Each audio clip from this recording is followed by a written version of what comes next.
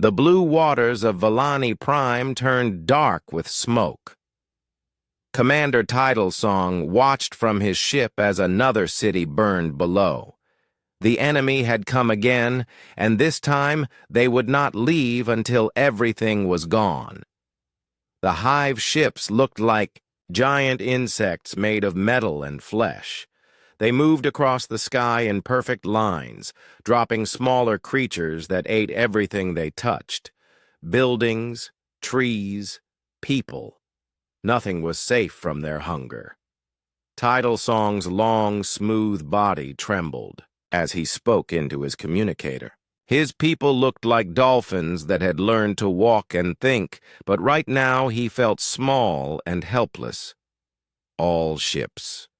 Fall back to the outer moon, he said. His voice carried the musical tones that all Vellani used to speak. We cannot stop. Them here! Captain Wave Dancer's ship was already pulling away from the planet. Commander, we have lost 12 worlds. Only 5 remain. What can we do? Tidalsong had no answer. The Vellani had always been peaceful. Their weapons were designed to create harmony, not destruction. They could make enemy ships stop fighting, but the hive did not think like normal creatures. They only knew how to consume and grow. The hive had appeared 6 months ago at the edge of Vellani space. They came in a massive swarm that blocked out the stars. When the Vellani tried to talk to them, the hive simply began eating the first planet they found. Since then, it had been nothing but retreat and loss. The Vellani's bioships could heal themselves and work together like a school of fish, but the hive adapted to everything they tried. Every tactic, every weapon, every defense, the enemy learned and became stronger. Sir, Wave Dancer said quietly, perhaps it is time to break the old laws. Tidalsong knew what she meant. The Galactic Accord had rules about asking for help. Each species was supposed to handle their own problems. Only in the most desperate situations could they send a general distress call to the galaxy. But there was another problem. Most of the galaxy knew about the quarantine system at the edge of known space. The system with warning beacons that said, "Danger, Deathworld, do not approach." Everyone knew something lived there, something so violent that the Galactic Council had declared it off limits 50 years ago. If we send a general distress call, Tidalsong said slowly, we might get help from the peaceful species. But we might also get attention from them. Wave Dancer's large, dark eyes showed fear. The Deathworlders? Every child in the galaxy knew the stories. Long ago, the Galactic Council had sent ships to make contact with the third planet in that system. Only one ship came back, damaged and full of terrified crew members. They spoke of creatures that turned their entire world into a battlefield, beings that fought each other for practice and somehow survived on a planet that tried to kill everything on it. The Council had decided these humans were too dangerous to contact. They put warning beacons around their system and told everyone to stay away. But now, as Tidalsong watched another hive ship land on his homeworld, he wondered if dangerous might be exactly what they needed. Send the call, he said. Send it to everyone, even them. Wave Dancer's fins trembled. Commander, are you sure? What if they come? What if they are worse than the hive? Tidalsong looked at the planet below. The blue oceans where his people had swum for thousands of years were now red with smoke and fire. Look around you, Wave Dancer. How could anything be worse than this? The communication system came online. Tidalsong took a deep breath and began to speak. His words would travel across the galaxy in the common trade language, reaching every species that could listen. This is Commander Tidalsong of the Vellani Republic. We are under attack by an enemy we cannot stop. They have taken 12 of our Worlds and will not be satisfied until we are all gone. We have tried everything. Our weapons do not work. Our defenses fail. Our people are dying." He paused, thinking of his children back on the capital world. Were they still alive? Were any of them still alive? We break the Accord laws because we have no choice. If anyone can hear this message, if anyone has the power to help, please come. We do not ask you to die for us. We only ask that you try. The enemy calls itself the Hive Collective. They consume everything they touch and grow stronger. If they are not stopped here, they will not stop at all. The message began transmitting across space. It would take time to reach the far edges of the galaxy, but Title Song hoped someone would hear it, someone who cared enough to help strangers. Far away, on the edge of the galaxy, the message reached the warning beacons around the quarantined system. Most signals were blocked by the barriers, but distress calls were allowed through. The Galactic Council had decided long ago that even dangerous species should know when threats approached their space. On the third planet of that system, in a building made of metal and stone, Admiral Hyunwoo was drinking coffee when the alert came through. He was a tall man with short black hair and eyes that had seen too many battles. When the communication officer called him, he walked quickly to the control room. "Sir, we're getting something strange," Captain Nari said. She was young for a ship captain, but her skills with alien languages were the best in the fleet. "It's a distress call, but not in any human language." Hyunwoo looked at the screen. The message was playing over and over, filled with musical tones and clicking sounds. "How long to translate it?"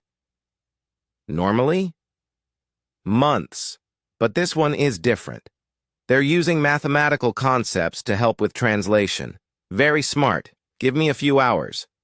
Hyunwoo nodded. "Do it, and call General Taeho. If someone is desperate enough to send a signal to our system, we need to know why." As Captain Nari worked on the translation, the message continued to play.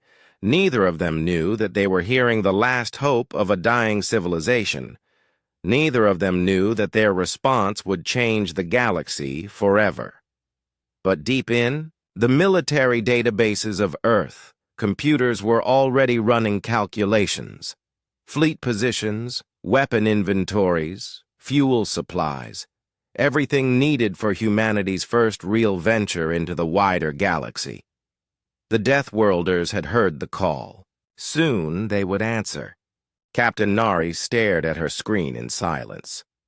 3 hours had passed since the alien message arrived, and now she understood every word. Her hands shook as she read the translation again. "Admiral Hyunwoo to the command center immediately," she said into her communicator. Her voice was steady, but her heart was racing. Admiral Hyunwoo arrived within minutes, followed by General Taeho. The general was older, with gray hair and a careful way of speaking. He had been against human contact with aliens ever since the disaster 50 years ago. "What do we have, Captain?" Hyunwoo asked. Nari played the translated message. The room fell silent as they listened to Commander Titlesong's desperate plea. When it ended, General Taeho shook his head. "No," he said firmly. "We cannot get involved. You remember what happened last time we tried to make contact with aliens. They shot at our diplomatic ships without even trying to talk." Hyunwoo walked to the large window that showed Earth's blue skies. "That was 50 years ago, Taeho. Maybe things have changed. Or maybe they have gotten worse," the general replied. "These Vallani could be lying. This could be a trap to draw us out of our protected space." Commander So-min entered the room carrying a data tablet. She was the head of Earth's intelligence services, and her job was to know about threats before they became dangerous.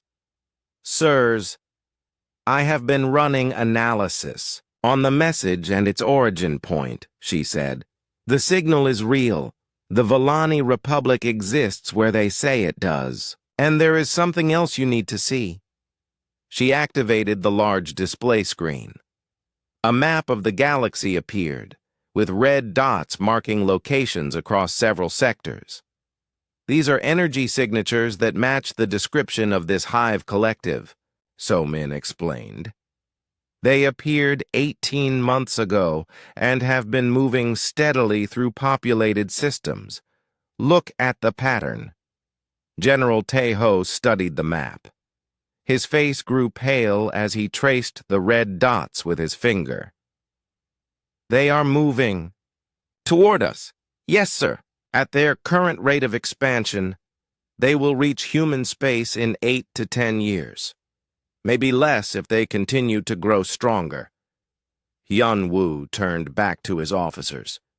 So we can help these Vellani now, or we can face this enemy alone later, when they are much stronger. The room was quiet for a long moment. Finally, General Tejo sighed. If we do this, we do it carefully. Small fleet. Limited engagement. We learn about this enemy before we commit to a real fight. No, Hyunwoo said firmly. If we go to win. These people are dying while we debate. Besides, when has humanity ever done anything small? So Min smiled slightly.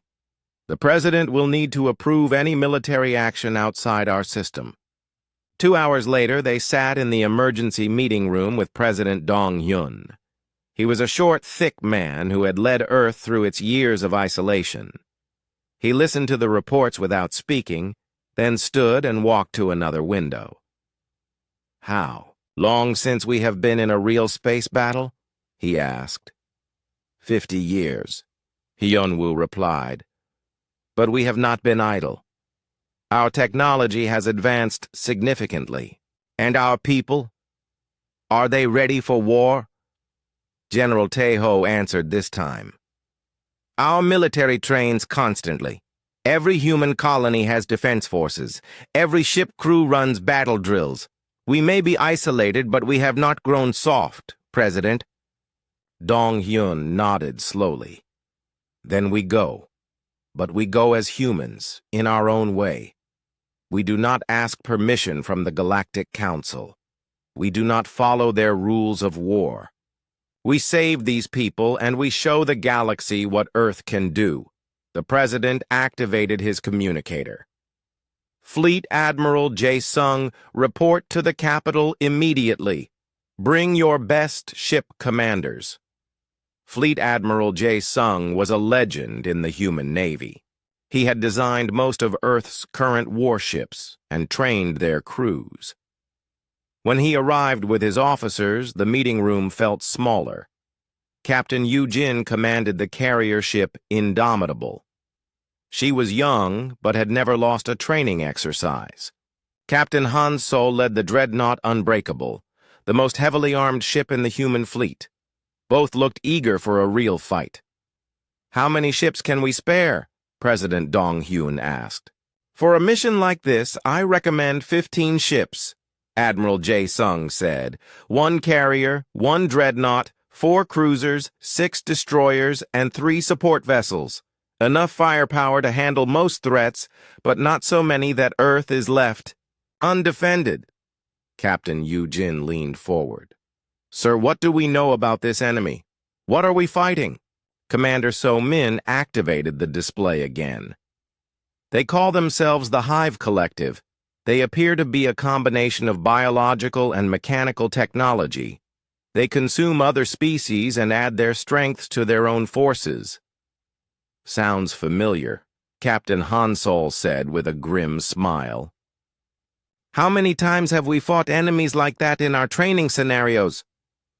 Many times, Admiral Jae-sung agreed. But this is not training.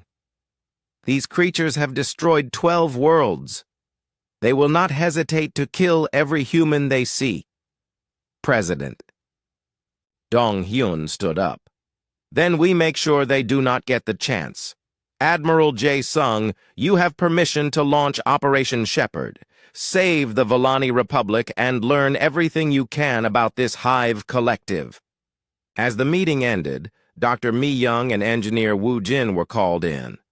Dr. Mi Young studied alien life forms, while Wu Jin designed weapons and ship systems.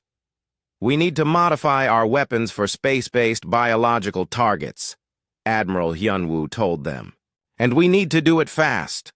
Dr. Mi Young looked excited despite the serious situation. "From the message description, these hive creatures adapt to whatever attacks them. We will need weapons they cannot adapt to." Engineer Wu Jin grinned. "I have some ideas. Humans have always been good at finding new ways to break things." 3 days later, the human fleet gathered at the edge of the solar system.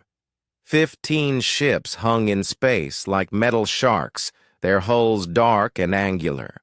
Each ship carried the most advanced technology Earth could produce. Admiral Hyunwoo stood on the bridge of his flagship, watching the final preparations. In a few hours, they would make the jump to Volani space. After 50 years of isolation, humanity was about to announce its presence to the galaxy. "Sir," Captain Nari said from her position at the communication station, "all ships report ready for jump." Hyunwoo took a deep breath. "Send a message to the Volani Republic. Tell them help is coming. Tell them Earth has heard their call." The message raced across space toward the dying Volani worlds. Soon humanity would follow. The Deathworlders were coming to war, and the galaxy would never be the same.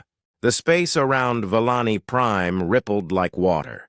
15 human ships dropped out of jump space in perfect formation, their dark hulls reflecting the light of the alien sun. They moved with precision that spoke of countless hours of training and discipline.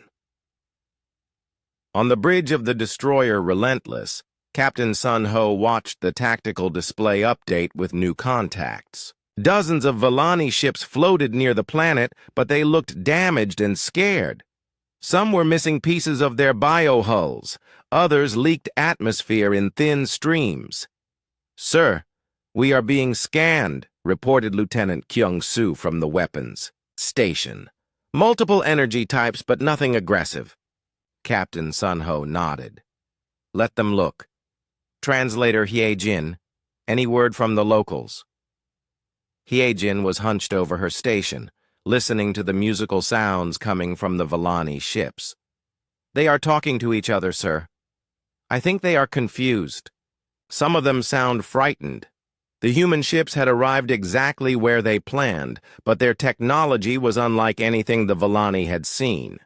Human jump drives did not leave the energy signatures that other species used.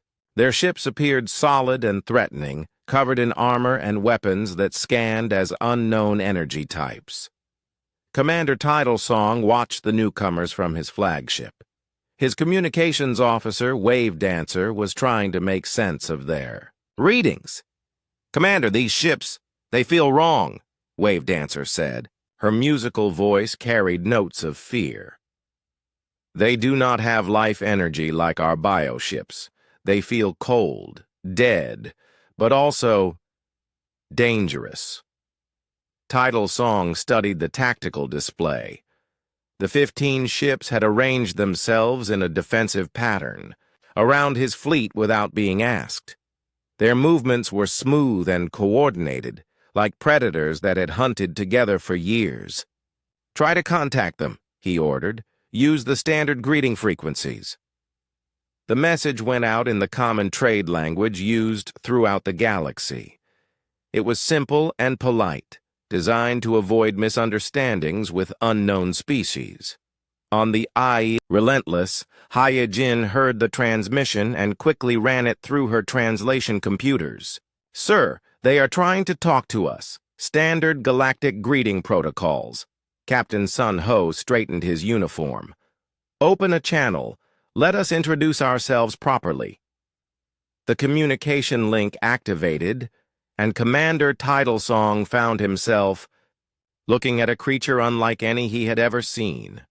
The human was tall and angular, with short dark hair and eyes that seemed to look right through him. The being's ship background showed metal walls and harsh lighting. "I am Captain Sun Ho of the Earth Defense Fleet, representing the Human Republic," the alien said. His voice was steady and calm, but somehow carried the promise of violence. "We received your distress call. We are here to help." Commander Titlesong felt his entire crew watching the screen. You are from the quarantine system, the Death World." Captain Sun Ho's expression did not change. "Yes, Earth is our homeworld. We understand you have an enemy that needs to be stopped," Wave Dancer whispered urgently in Titlesong's ear. "Commander, be careful. Look at their ships. Look at their weapons. These creatures have turned warfare into an art form." It was true. Even a quick scan of the human vessels showed weapon systems that defied easy classification. Energy cannons, kinetic weapons, missile tubes, and devices that the Villani computers could not identify. Each ship looked like it had been built for the sole purpose of destroying other ships. "Your ships," Titlesong said carefully, "they are very impressive." Captain Sun Ho glanced around his bridge. To him, the Relentless was just a standard destroyer, nothing special compared to the real warships in the fleet. "This is one of our smaller vessels," he said. "We brought what we thought was appropriate for the situation." Translator Haye Jin was listening to the Villani communications chatter. "Sir, they are very scared of us. Some of them want to retreat further." "Can you blame them?" Captain Sun Ho asked quietly. "We probably look like nightmares to a peaceful species." He turned back to the communication screen. "Commander Titlesong, we know our arrival might be frightening, but we are not here to harm you or your people. We are here because you asked for help, and we do not ignore calls for help." Commander Titlesong looked at this strange human more carefully. Despite the weapon-covered ships and the cold metal walls, there was something in the creature's eyes that seemed honest, determined. "The stories say your people are violent, that your world creates only warriors and killers." Captain Sun Ho was quiet for a moment. "We are what our world made us, but being able to fight does not mean we enjoy causing suffering. Sometimes violence is the only way to protect innocent people." "And you would fight for us? For strangers?" "Yes." The simple answer hung in space between them. No conditions, no demands for payment, no political negotiations, just yes. Wave Dancer touched her commander's arm. "Sir, the Hive scouts are approaching. 3 ships, coming fast from the outer system." Captain Sun Ho heard the alert on his own sensors. "Commander, it appears your enemy has arrived. With your permission, we would like to show you how humans handle problems." Commander Titlesong hesitated. Once he said yes, there would be no going back. These Deathworlders would see combat, and everyone in the galaxy would know that the quarantined species had been set free. But then he thought of his children, his people, the 12 worlds that had already been consumed. "You have permission to engage," he said. Captain Sun Ho smiled, and for the first time, Commander Titlesong saw something other than cold professionalism in the human's expression. He saw eagerness. "All ships, this is Shepard Lead," Captain Sun Ho broadcast to the human fleet. "We have permission to engage. Rules of engagement are weapons free. Show them what Earth can do." The human ships began to move, and their formation changed like a pack of wolves spreading out to hunt. The Villani watched in fascination and terror as the Deathworlders prepared for their first battle in 50 years. Commander Titlesong realized he was about to witness something that would become legend across the galaxy. The moment when the quarantined species showed the universe why they had been feared and avoided for so long. "All ships, fall back to safe distance," he ordered his fleet. "Let us see what manner of creatures we have awakened." The 3 Hive scout ships moved through space like living nightmares. Each one was the size of a human cruiser, but they looked organic and wrong. Metal and flesh mixed together in patterns that hurt to look at. Weapon ports opened and closed, like breathing holes, and their hulls seemed to shift and change as they moved. Commander Titlesong watched from his flagship as the human fleet spread out to meet them. He had seen many species fight the Hive before. Most tried to stay at long range, using their most powerful weapons to try to destroy the enemy before they got close. It never worked. The Hive adapted too quickly, but the humans were doing something different. Captain Sunho stood on the bridge of the Relentless watching his tactical display. The 3 enemy ships were approaching in a standard Hive formation, close together so they could support each other and adapt to whatever weapons were used against them. "Weapons officer, target the lead ship with kinetic rounds only," he ordered. "Single shot." Lieutenant Kyung-soo looked confused. "Sir, 1 kinetic round will not seriously damage a ship that size." "I know. Fire when ready." The kinetic cannon fired, sending a solid metal projectile at enormous speed toward the lead Hive ship. The round struck the organic armor and penetrated, about half a meter before being stopped by adaptive materials. On his ship, Commander Titlesong shook his head sadly. "They tried kinetic weapons. The Hive will adapt to those now." But Captain Sunho was smiling. "Perfect. Admiral Hyunwoo, did you see that?"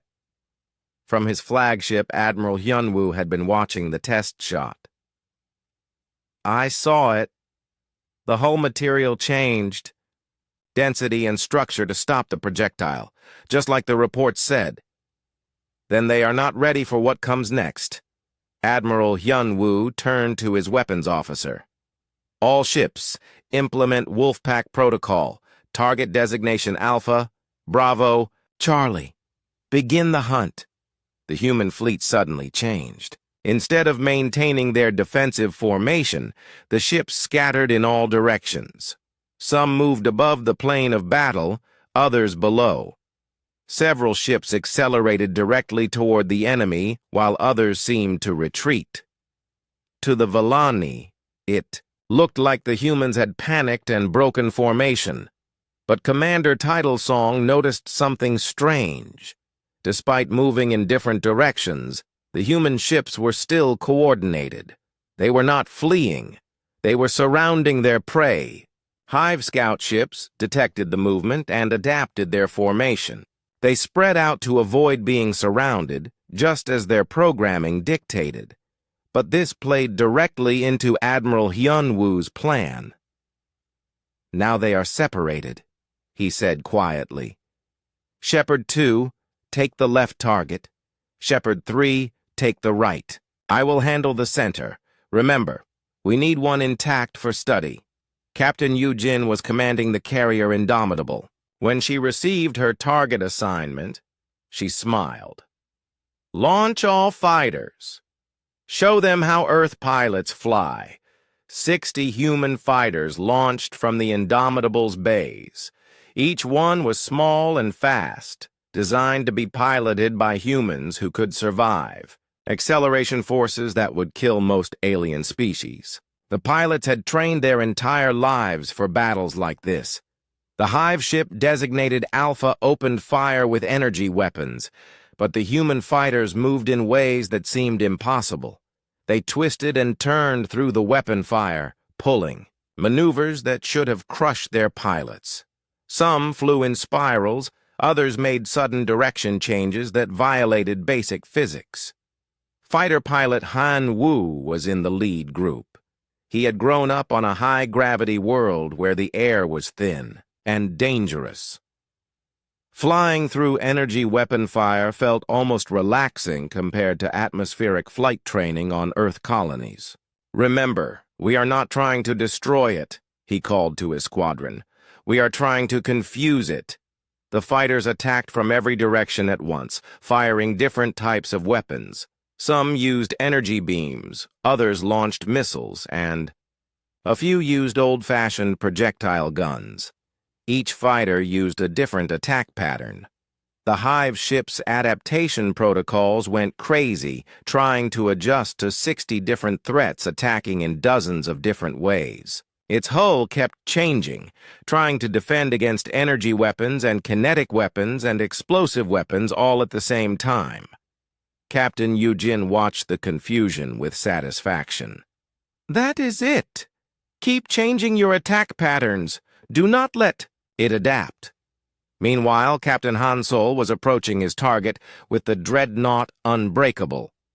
His ship was the largest and most heavily armed in the human fleet, but he was not planning to use his main weapons yet. "Engineering.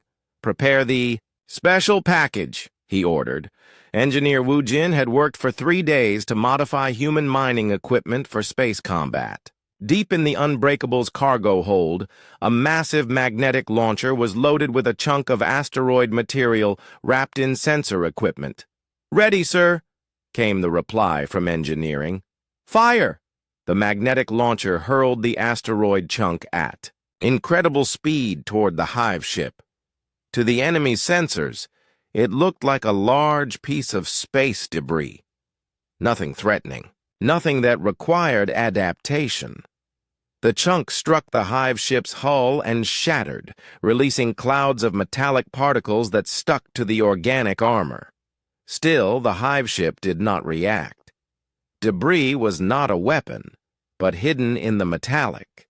Particles were thousands of tiny transmitters that engineer Wu Jin had designed. They began sending signals directly through the ship's hull, mapping its internal structure and broadcasting the information back to the human fleet. "Perfect," Captain Han Sol said as the data flowed in. "Now we know exactly where to hit them." Admiral Hyun Woo was handling the center target personally. He had waited until the other 2 engagements were underway, drawing the enemy's attention. Now his ship, the heavy cruiser Seoul, approached from an unexpected angle. The Hive ship detected his approach and turned to engage, but Admiral Hyunwoo had studied the enemy's patterns. He knew exactly how they would react. "They will adapt their armor for kinetic weapons," he said to his crew. "So we will not use kinetic weapons." Instead, the Seoul fired a weapon that the Hive had never encountered. It was a modified mining laser designed to cut through asteroid rock. The beam was not very powerful compared to military energy weapons, but it had one special feature. It was exactly the same frequency as the Hive ship's organic armor. The laser cut through the adapted hull like a hot knife through ice. The Hive ship's armor had been modified to stop high-energy weapons and kinetic projectiles, but it was now vulnerable to low-energy cutting tools. Commander Titlesong watched in amazement as the human tactics unfolded. "They are not trying to overpower the enemy," he said to Wave Dancer. "They are outsmarting them." "But how did they know what would work?" Wave Dancer asked. "Because they have fought adaptive enemies before," Titlesong realized. "On their own world. This is not new to them." In minutes, all 3 Hive scout ships were disabled. One was completely destroyed by the fighter swarm. One was cut apart by mining lasers, and one was captured intact by magnetic grapples from the Unbreakable. Admiral Hyunwoo opened a communication channel to the Volani fleet. "Commander Titlesong, the immediate threat has been neutralized. We would like to study the captured vessel to learn more about your enemy." Commander Tidalsong stared at the tactical display. 3 hive ships that had terrorized his people for months were gone in less than an hour. The humans had made it look easy. How? He asked.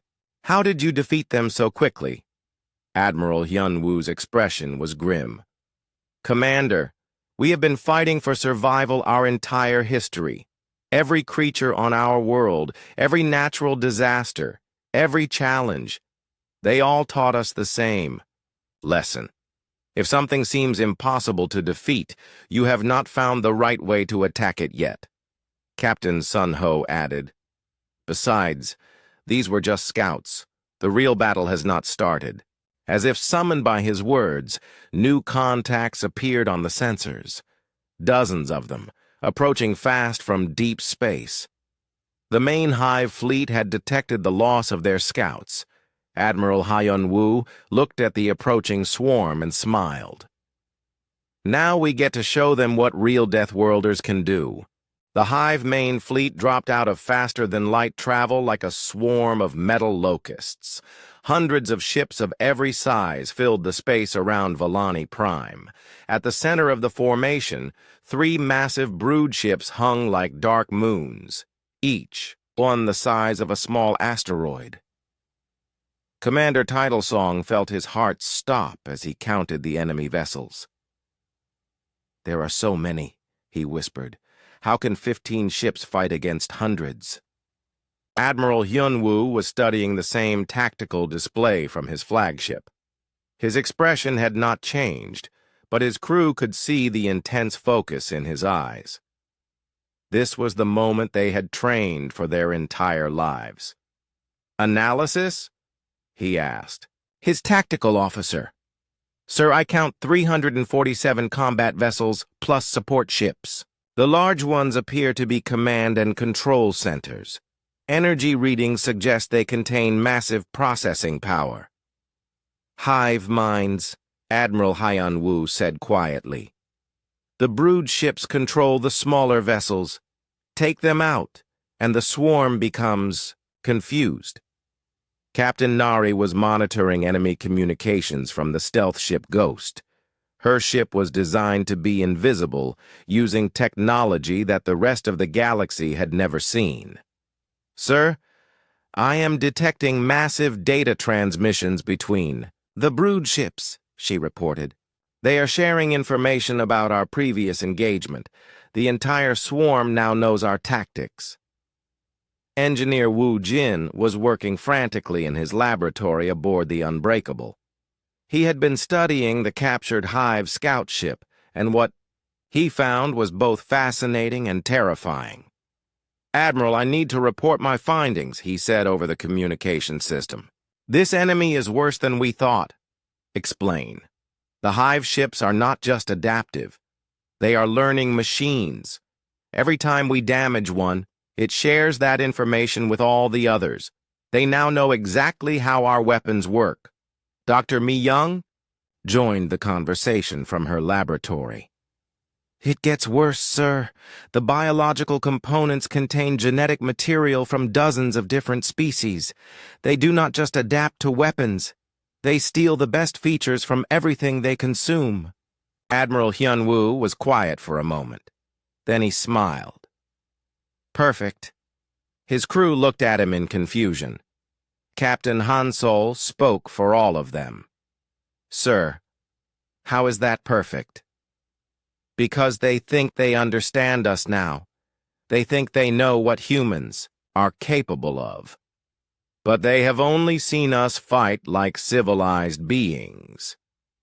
The Admiral opened a fleet-wide communication channel. All ships.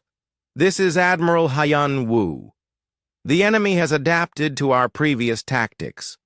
They know our weapons and our strategies, so we are going to give them something they have never seen before. We are going to fight like humans. Captain Yu-jin understood immediately. Are we implementing desperate measures protocol, sir? All of them. Captain Sun-ho, take your destroyer, squadrons, and show them what humans do when they are outnumbered. Captain Yu-jin, Launch all fighters and tell your pilots to forget everything they learned about safe flying.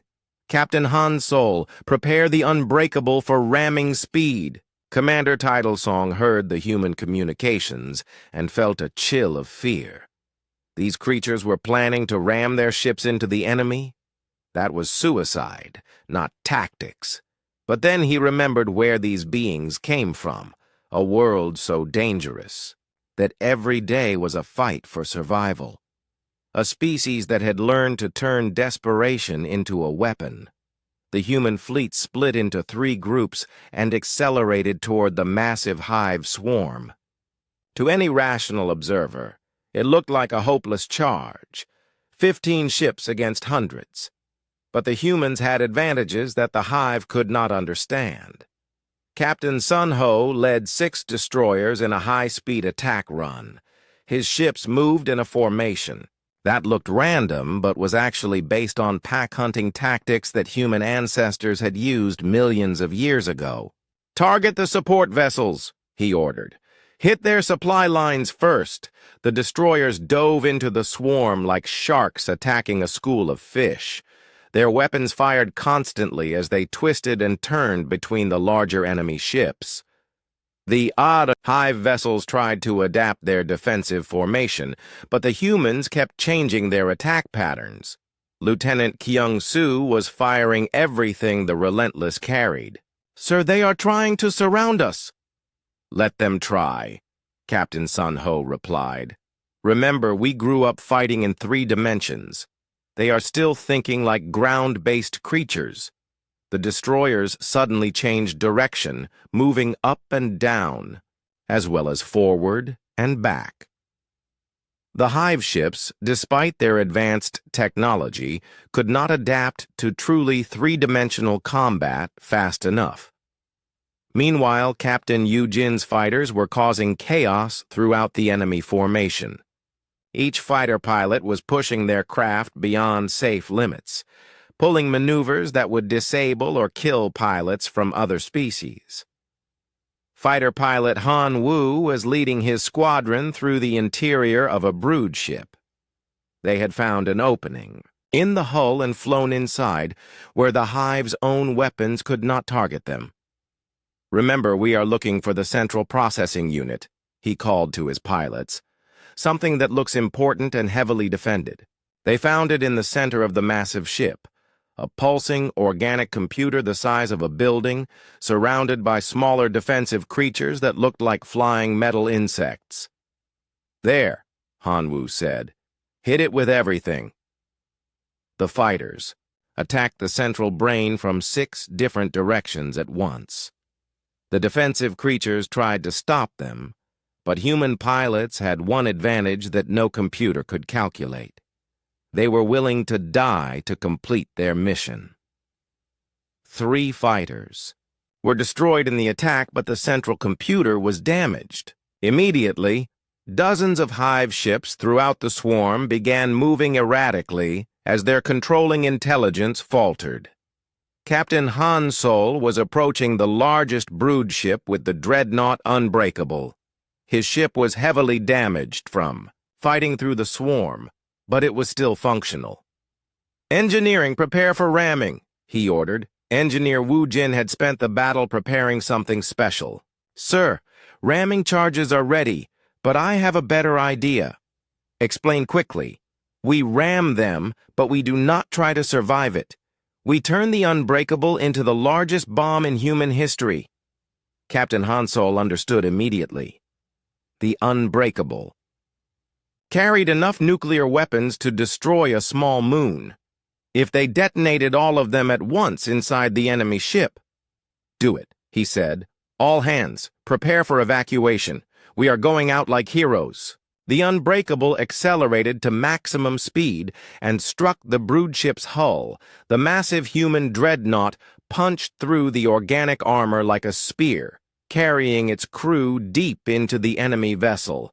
In the last seconds before the nuclear weapons detonated, Captain Han Sol sent a final message.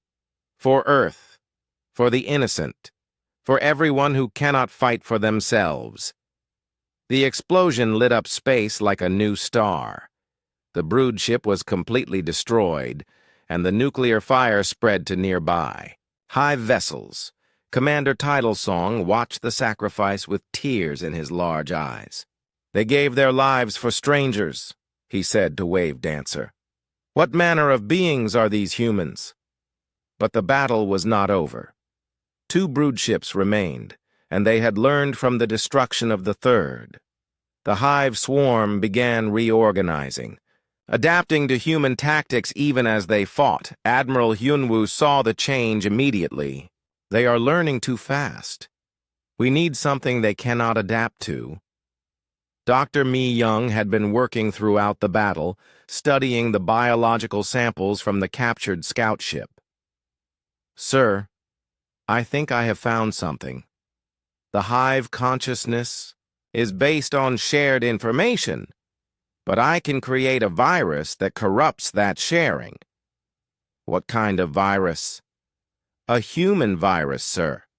Something the hive has never encountered because they have never consumed our species. Something that attacks not their bodies, but their minds." Admiral Hyunwoo smiled grimly. "Do it. Upload it to every weapon we have left." The virus that Dr. Mi Young created was based on human psychology, specifically the ability to doubt and question.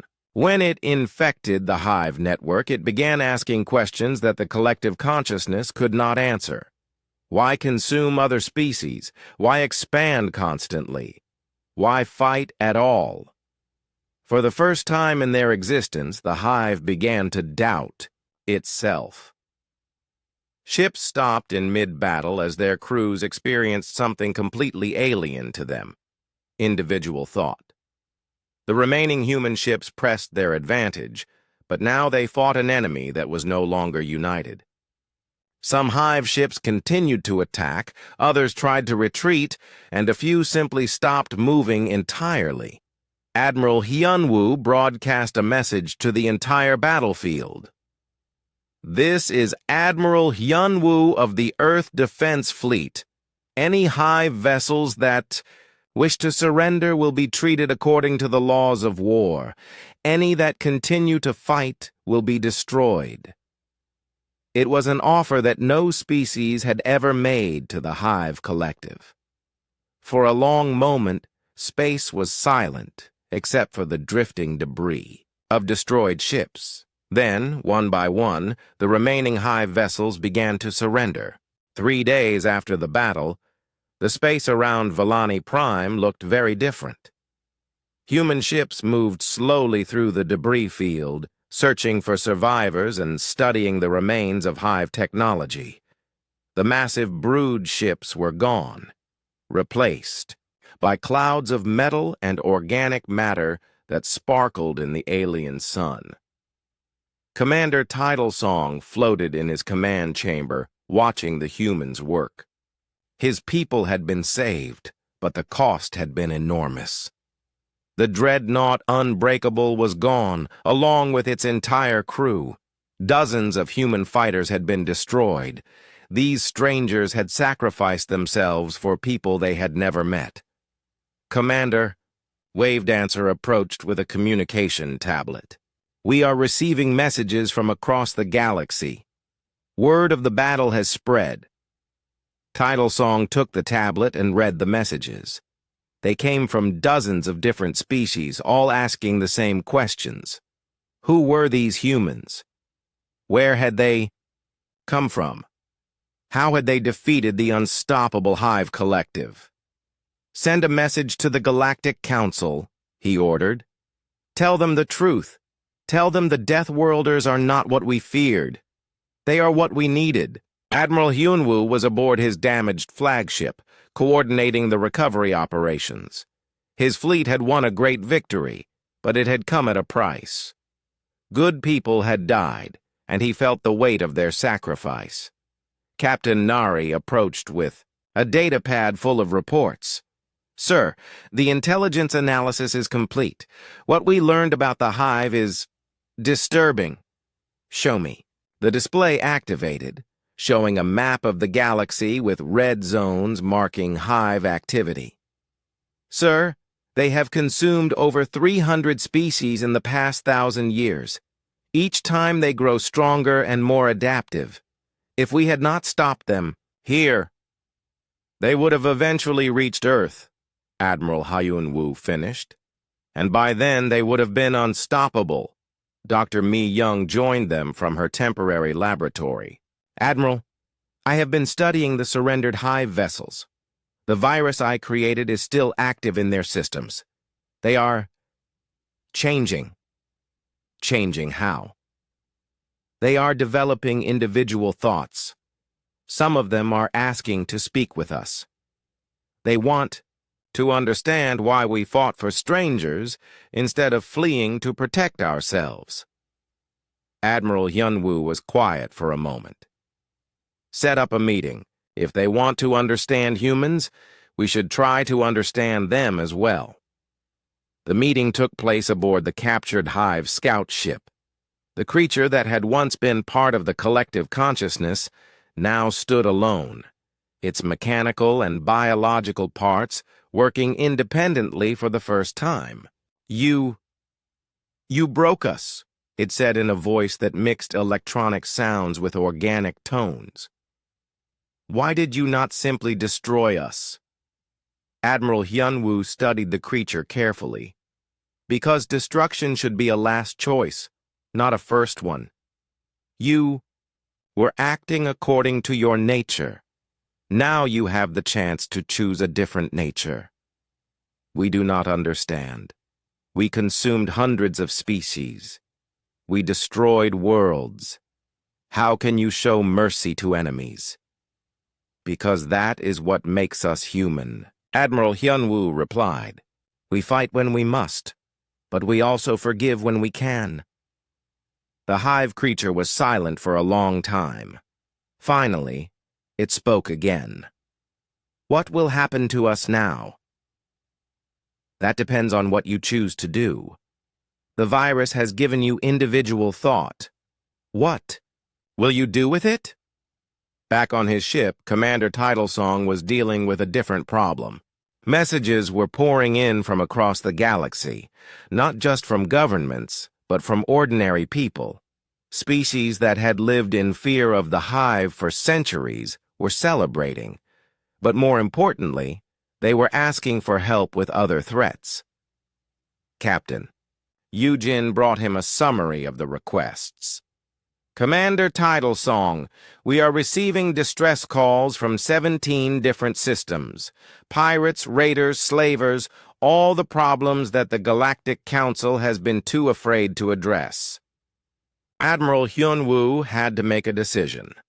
Earth's policy had been isolation for 50 years. They had come to save the Volani because it was the right thing to do. But now the entire galaxy was watching. President Dong-hyun's message arrived 12 hours later, transmitted across the vast distance to Admiral Hyun-woo's flagship. Admiral, I have been reading your reports. The whole galaxy knows about us now. There is no going back to isolation. What are your orders, Mr. President? Help them. Help all of them. But do it as humans, not as members of the Galactic Council. We make our own rules. Admiral Hyun-woo smiled. Understood, sir. He opened a communication channel to the entire galaxy, using the same frequencies that Commander Titlesong had used for his original distress call. This is Admiral Hyun-woo of the Earth Defense Fleet. We have heard your calls for help. We know that there are threats in this galaxy that prey on the innocent and the peaceful. The Galactic Council may have rules about non-interference, but humanity does not. He paused, looking at the faces of his crew. They had just fought their first real battle in 50 years, and they had won. But more importantly, they had saved people who needed saving. To any species that threatens peaceful civilizations, know this: Earth is watching. We will not allow the strong to prey upon the weak, while we have the power to stop it. To any species that needs help defending themselves, know this: You are not alone anymore. The message spread across the galaxy faster than any government communication had ever traveled. Within hours, it was being translated into thousands of languages and broadcast on every inhabited world. Some species were terrified. The creatures from the quarantined death world had revealed themselves as the galaxy's new protectors. Others were relieved. For the first time in centuries, someone was willing to stand up to the bullies and tyrants. Commander Tidal Song sent his own message to accompany Admiral Hyunwoo's broadcast. I have seen these humans fight. They are not conquerors. They are guardians. They ask for nothing in return for their help except the chance to make the galaxy safer for everyone. Captain Sunho was preparing his surviving destroyers for their return to Earth when Captain Nari brought him new orders. Sir, we are not going home yet. Admiral Hyunwoo wants us to investigate reports of slave raiders in the Centauri sector. Captain Sunho checked his weapons inventory and crew status. His ships were damaged but functional. His people were tired but ready. Tell the Admiral we accept the mission, he said. It seems our work here is just beginning. Dr. Mi-young was working with engineer Wu Jin to establish a research station in the Villani system. They would study hive technology and share their findings with species that had suffered from hive attacks. Do you think we did the right thing? She asked him as they watched human construction crews building the station. Engineer Wu Jin looked out at the stars, thinking of all the species that had sent messages of thanks. Dr. Mi-young, for 50 years we hid from the galaxy because we were afraid of what they might do to us. But maybe the galaxy was actually afraid of what we might do to them. And now? Now they know. We are not monsters. We are protectors.